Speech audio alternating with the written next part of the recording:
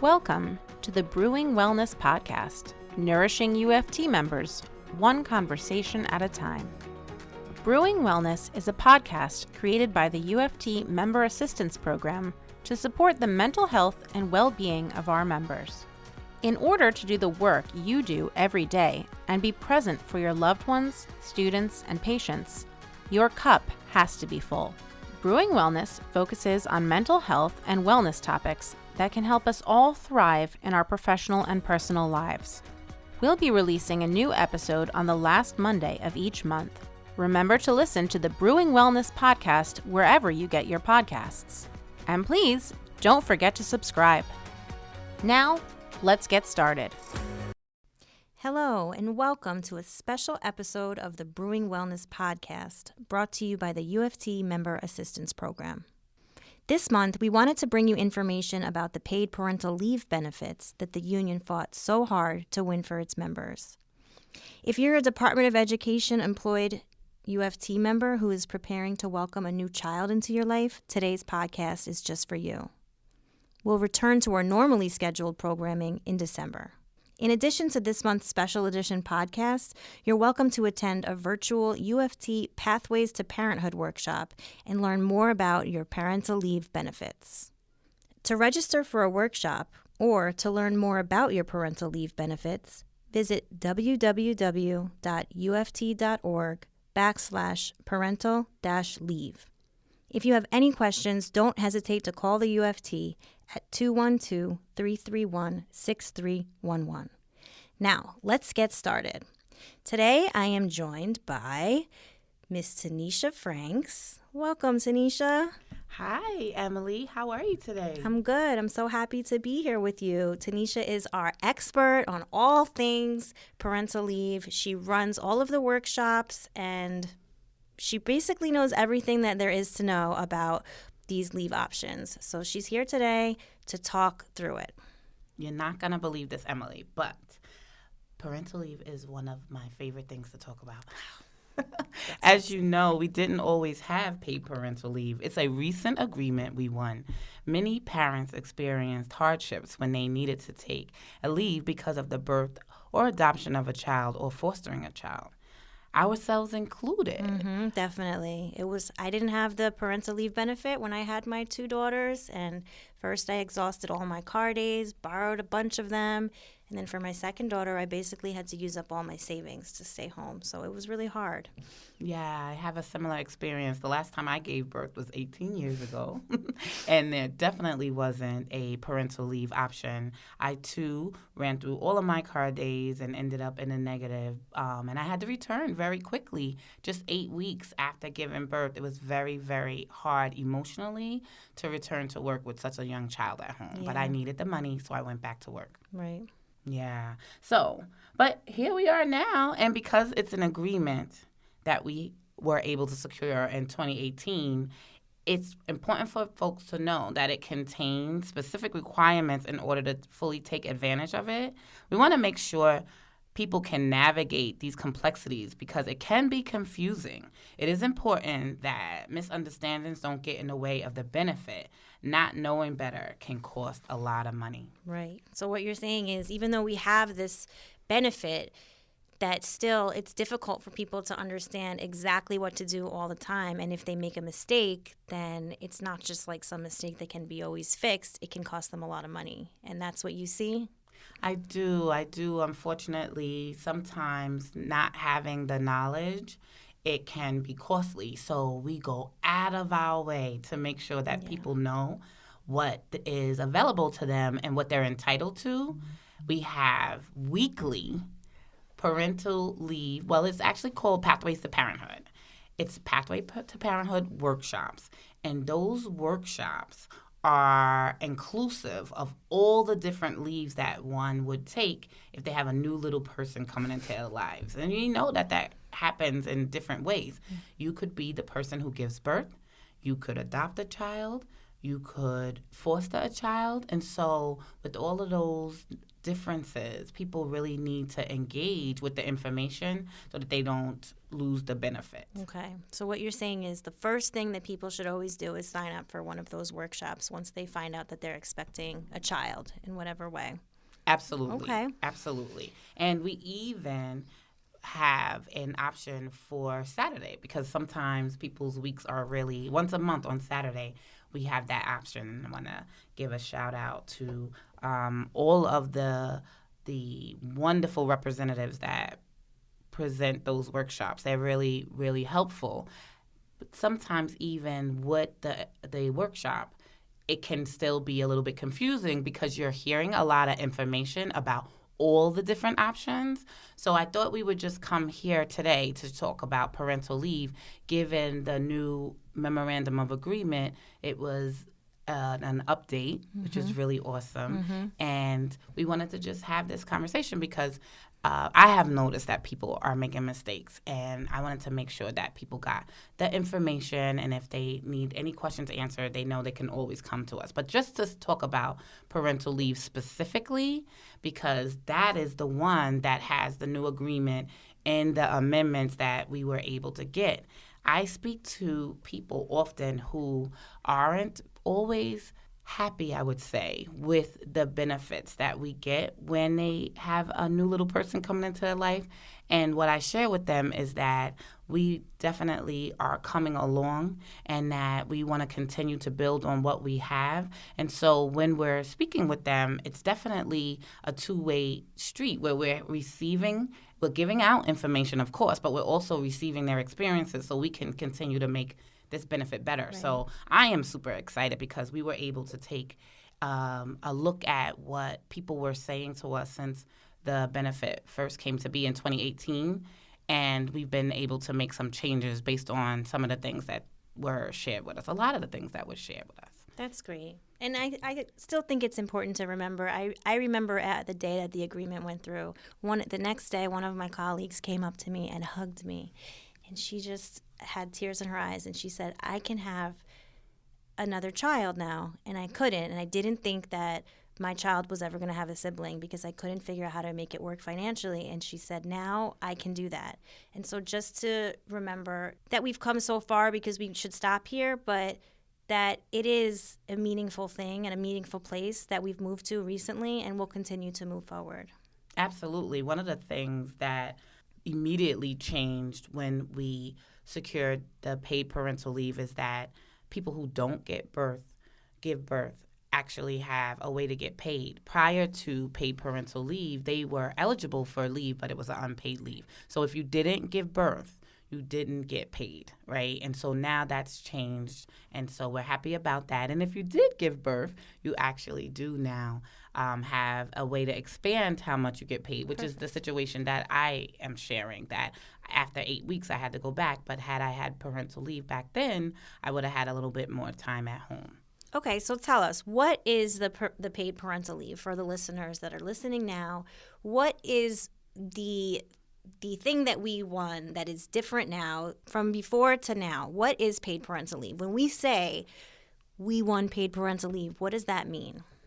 It's the addition of 6 weeks of full salary for non-birth parents as well as birth parents.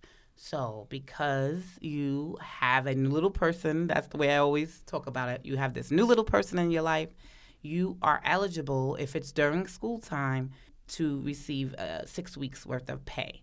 And so for the non-birth parent, the person who has a partner who gave birth or is adopting a child or fostering a child, they now get 6 weeks too.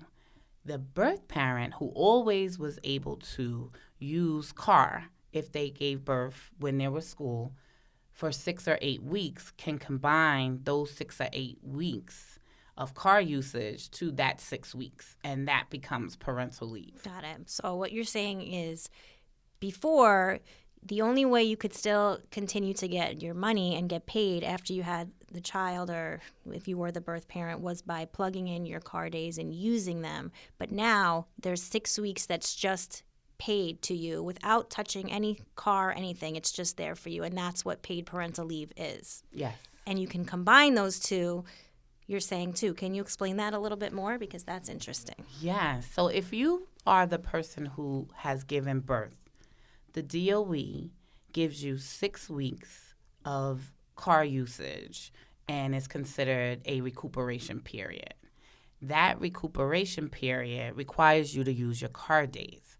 So you use your car days. You're eligible if car usage is primarily for illness, primarily. There are other ways that you can use your car, but they're very limited. The most vast way to use your car days is through illness. And so this recuperation period is a time period where someone who's given birth can use their car.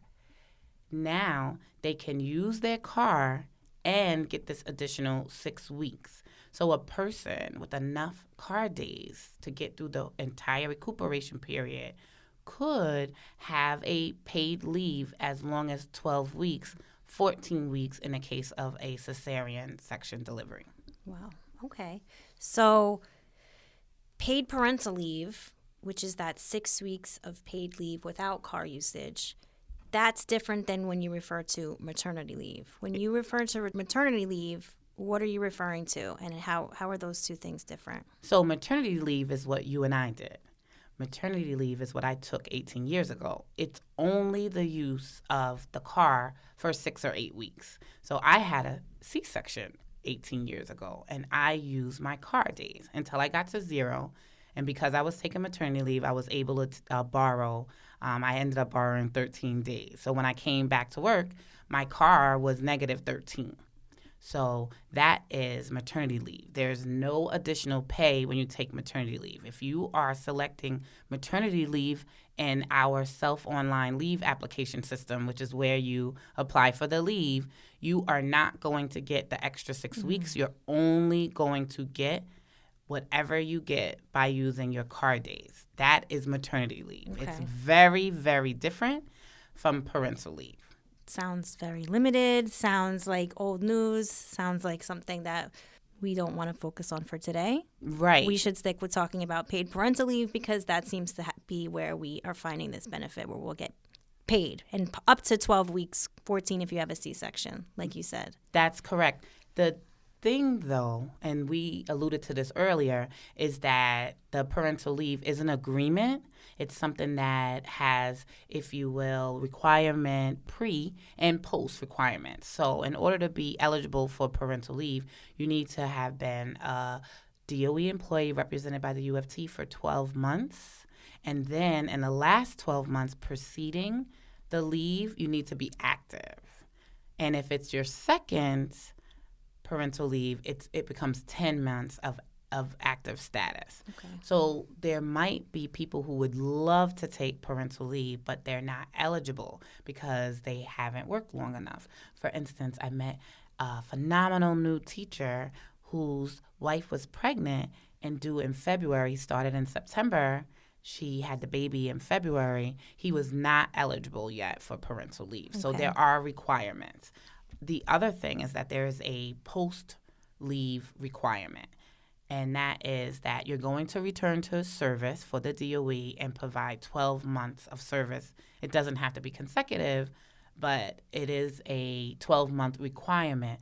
So for someone who, which is very common, might start their family and not plan on ever returning to the Department of Education because either they're going to relocate or they're just going to stay home, they probably should not take parental leave because they're not going to be able to return, and such that the commitment that they're making to returning is part of taking the leave. Okay. So if someone knows that ahead of time, they would then take maternity leave. So it's a small group of people. There are some people where maternity leave is their only option because they're either not eligible because of the pre-service requirement or they're not eligible because they're not planning on coming back.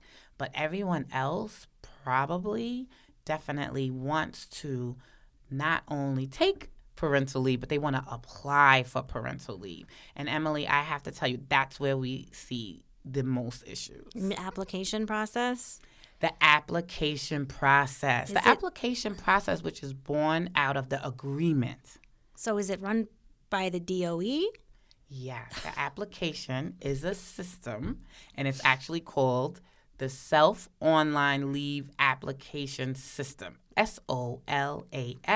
SOLAS, that's right.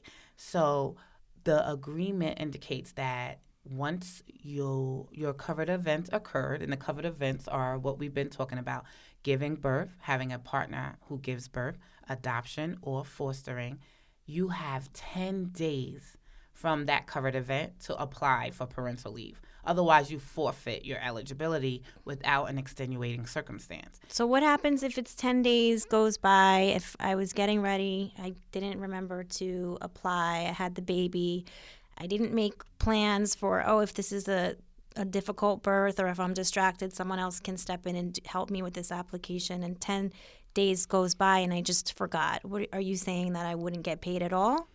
Well, if you have an extenuating circumstance, you can provide that circumstance, but it's still going to be evaluated. Mm-hmm. And sometimes we have people who really feel like, well, this was an extenuating circumstance, and they're surprised to find out that it wasn't deemed so. So you really want to try to remember, of course, we're your advocates and we'll work on it. But once you miss the 10 days, there's no guarantee that the DOE will accept your reason. And so if it's health reasons, usually no problem because it's easily documented. We just try to make sure that a person doesn't miss the 10 days because they're not aware. Okay. Because that is not an extenuating. So the 10 days is really important. You'd say that's a super important thing for someone expecting a child to have in their mind is that 10 days. And I would think personally, I had a lot of health complications when I had my second daughter, but there were a lot of people around me that were there to help. And I would think that getting them to help with that application process would be better than me trying to go after the 10 days, like you said, and work with the Department of Education to prove any extenuating anything. So I think I'm glad you brought up that 10-day thing, and I hope that's something that people can remember. It's super important. I think if we're making a checklist that we put that on.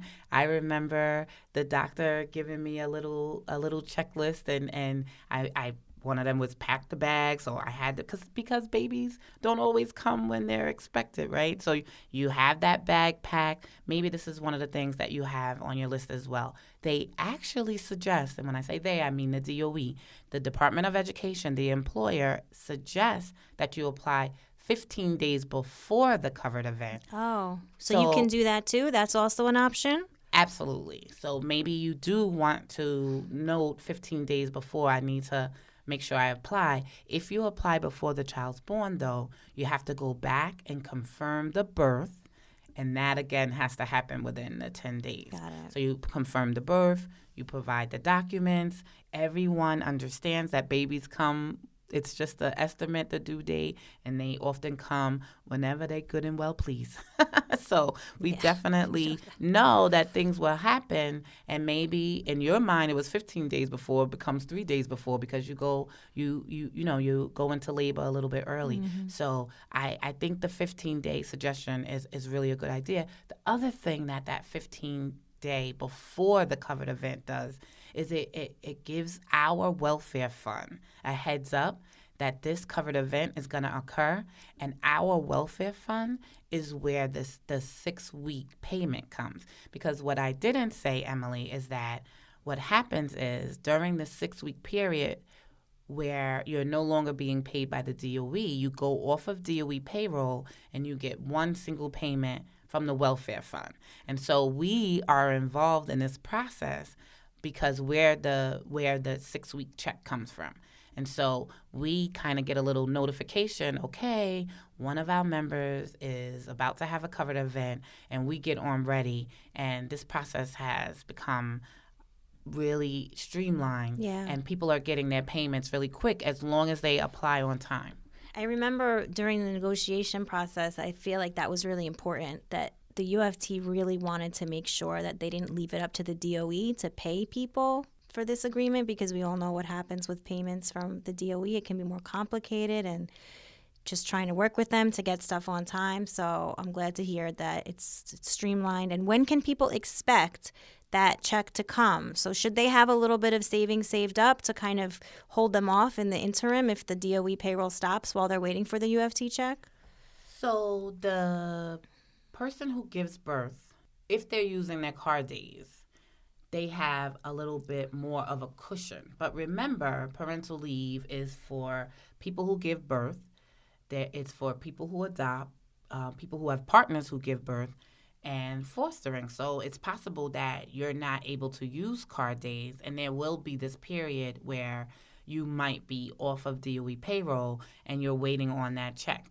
The sooner the application is finalized by the DOE, the sooner the UFT Welfare Fund can process the payment.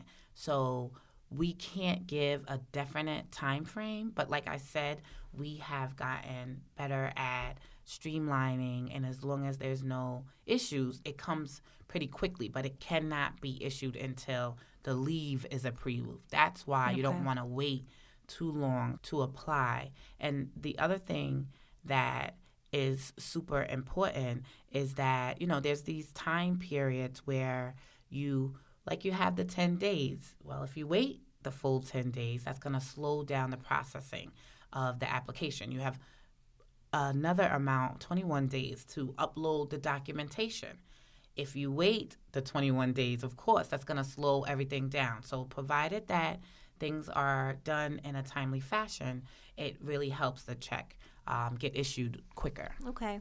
That's good to know. So try to get everything in as quickly as you can amongst all the chaos. Just make sure that the waiting is not happening because you aren't finishing the application, putting the date, uploading the certificates, etc., right? Yes. Okay. And the advice that we gave at the top of our time together, which was to go to one of these information sessions or give us a call, is really, really important.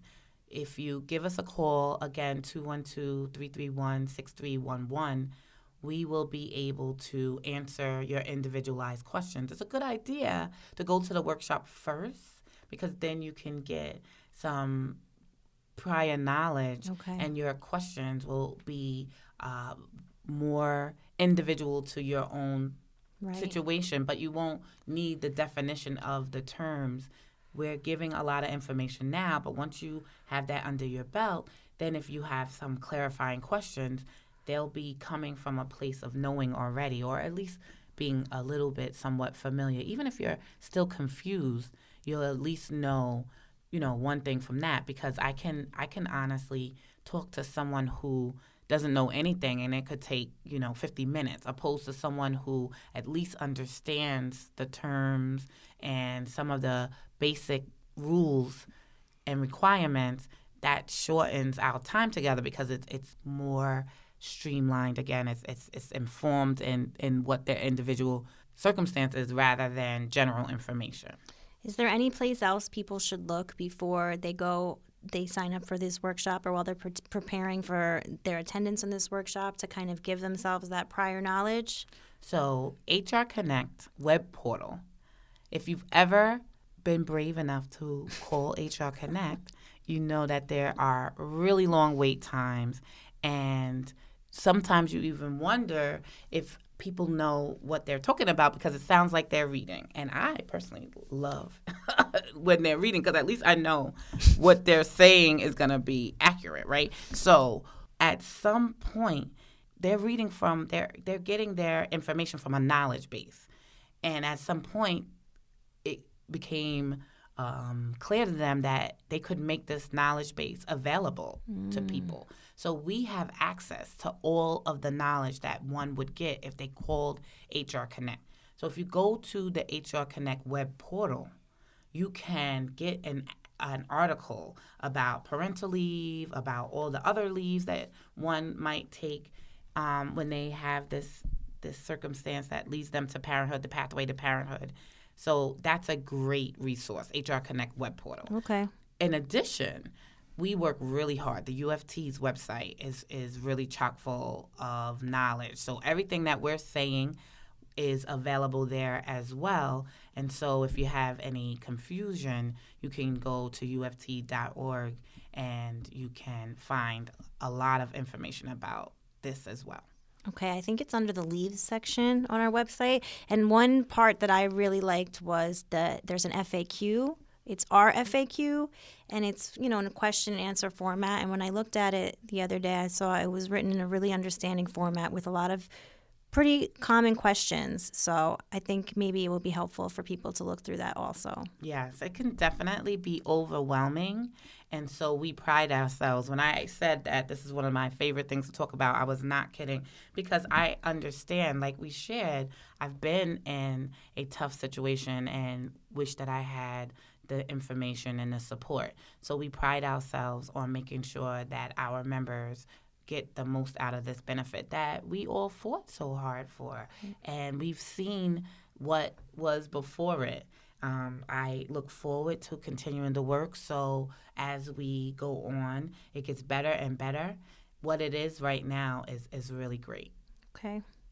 This was really great. And I know that a lot of us are in different situations. That's the really challenging part of all of this, and what's challenging probably for you to make sure everybody understands what they need to know, because person one and person two have such a different circumstance, whether it be how their pathway to parenthood emerges or what time of year it happens or what holidays fall in between.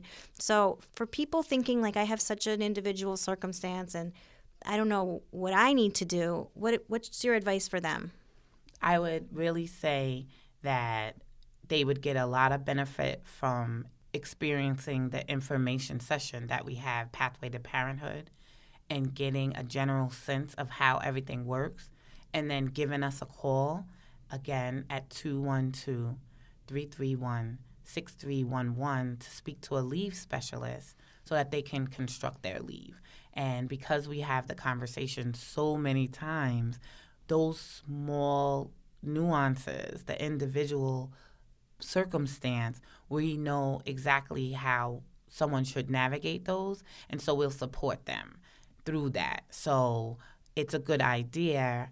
We don't want to make anyone feel afraid that, they are going to make mistakes. We just want people to be aware of what the benefit entails, and I think that will eliminate some mistakes. But if people are feeling like, oh, I need to have a one-on-one conversation, we certainly have the ability to provide that for them. Okay, that's great. So they should try to get as much prior knowledge as they can through the website, through the HR Connect web portal.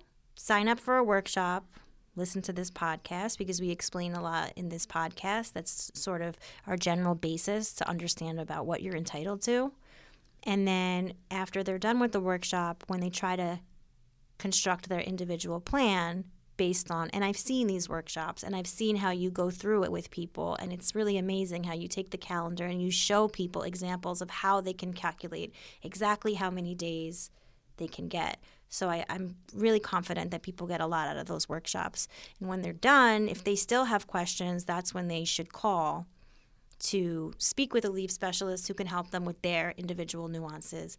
And then hopefully they have their new person come and they get their money and they get their time, and, we all move forward. Yes, definitely. I always say at the start of a Pathways to Parenthood workshop, if I do my job, you'll be able to do this on your own. We're not going to be able to, sometimes we have 60 people on at a time, and we're not able to, during that time, give the individualized assistance, but we're educators, right? And so that's what we feel about our students. If I get this right, you'll be able to do this on your own. That's always our objective. Yeah. But certainly we know that the support is there if needed. And so sometimes we've had people call a couple of times just because, maybe things change. Like you thought you had one due date, and, we've had people have the child arrive like 3 weeks sooner. That could completely change things. So want to encourage people to engage with all the information. Never be afraid, however, to reach out. Okay, we appreciate you. We're lucky to have you with this wealth of knowledge, and I know that if I was going through it, I would be very happy to be able to come to one of your workshops and to be able to talk to you about this. So thank you for having this conversation with me today. It's been really enlightening. It is absolutely my pleasure, and it's a pleasure to be able to provide the support that we are able to support and to watch the benefit get better and better. Yeah, definitely. I can relate to that. Once again, thank you for joining us for this episode of the Brewing Wellness Podcast, brought to you by the UFT Member Assistance Program to support the mental health and well-being of our members. If you are a UFT member, the Member Assistance Program can be reached at 212-701-9620 or by emailing mapinfo@uft.org. And once again, please don't forget to subscribe. Thanks for listening.